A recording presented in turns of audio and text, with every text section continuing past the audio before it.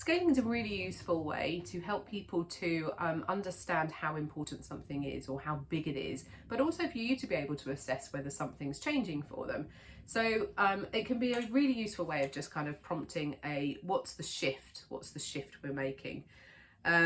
So if you look at the two different scales, you've got two different scales on the card. One is kind of like going from terrible to outstanding. So on a scale from 0 to 10, where 0 is terrible, is absolutely appalling, awful, worst case scenario, where 10 is outstanding, how do you feel about this current issue you're experiencing? Where would you say it is now? And perhaps they say, oh, it's a 7 out of 10. You know, it's pretty good. Okay, brilliant. Well, what would take it from a 7 to an 8?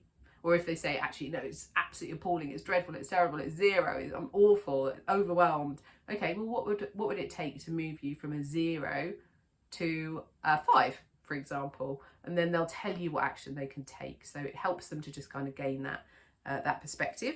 You might also use neutral in the middle. -5 is this way and +5 is this way if you feel very strongly about something, you know, or there's neutral in the middle. So you can use scaling in lots of different ways, but it can be really useful just to help people to kind of go, okay, I can take action that moves me from, doesn't have to be from 0 to 10, doesn't have to be from -5 negative to +5 positive, or -10 to +10, or, you know, whatever. It can be, I just need to move 1% in the direction that I want to go in. What's one tiny thing that would move me in that right direction?